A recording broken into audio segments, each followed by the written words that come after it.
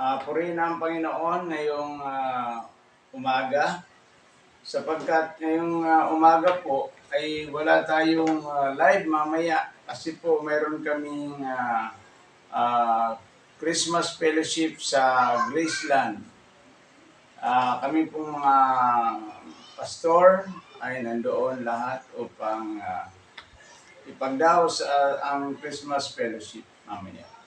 Purihin natin ang Panginoon at pasalamatan sapagkat ang Diyos ay patuloy na kumikilos sa ating mga buhay. At sa lahat po ng mga manunood mamaya at magtatanong ay wala muna po tayo mamaya. I-reserve nyo na lang po ang inyong mga katanungan at sa Miyerkules, this coming Wednesday, ay sasagutin natin yung mga katanungan ninyo. Purihin natin ang Panginoon sapagkat ang Diyos ang bida dito. Wala po ditong bida kundi ang Panginoon. Siya po ang ating itinataas, siya ang Diyos, siya ang magaling, siya ang lahat. Tayo po ay talagang wala. Wala tayong galing, hindi tayo marunong. Ang Diyos na tumawag sa atin, iyon ang marunong. Sabi niya po dito sa Gawa, chapter 4, verse 12, ay ganito po ang sinasabi. Kay Jesucristo lamang matatagpuan ang kaligtasan, sapagkat sa silong ng langit, ang kanyang pangalan lamang ang ibinigay ng Diyos sa ikaliligtas ng tao. Ito po ay gusto kong isa-isahin at gusto kong basahin ng dahan-dahan para ang tawag dito ay reading and interpretation. Kasi kung magbabasa kayo ng napakabilis ay hindi natin maiintindihan yung mga viewers natin. Sabi niya dito, kay Jesucristo lamang matatagpuan ang kaligtasan. Wala po kayong matatagpuan kahit sa kaninumang tao. Sinabi ng Biblia na kay Jesucristo lamang matatagpuan ang kaligtasan. Wala na pong iba. Napaka-simple lang na ipaliwanag. Wala na pong iba. Pag sinabing kay Jesucristo lamang matatagpuan, wala nang iba. Sa madaling salita, itong Diyos na namatay sa krus, siya ang daan papunta sa langit.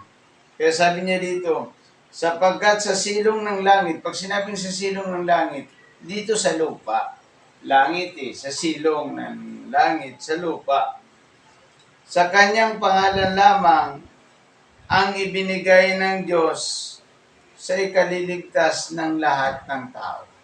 Lahat pala yan na mga taong iyan na nakikita mo, pag hindi ka dumaan kay Jesucristo, wala kang kaligtasan.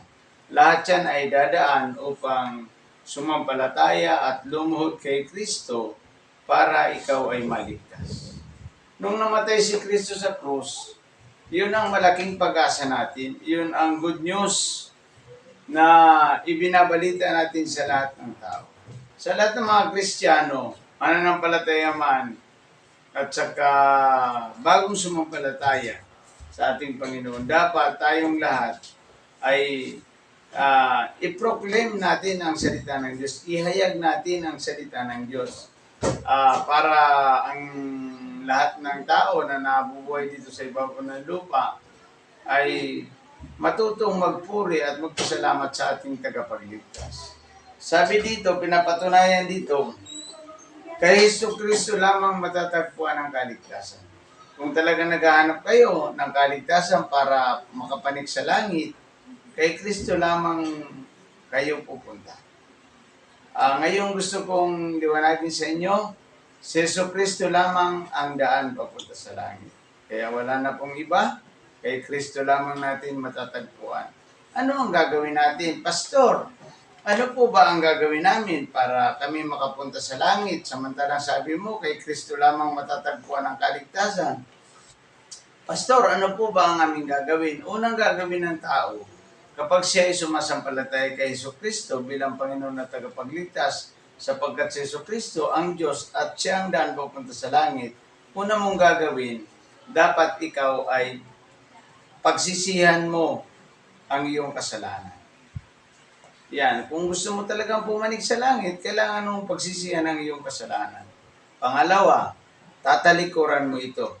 Ito yung apat na P. Apat na P kanina sa mensahe nating umaga, early morning worship service, ay 5 P yun.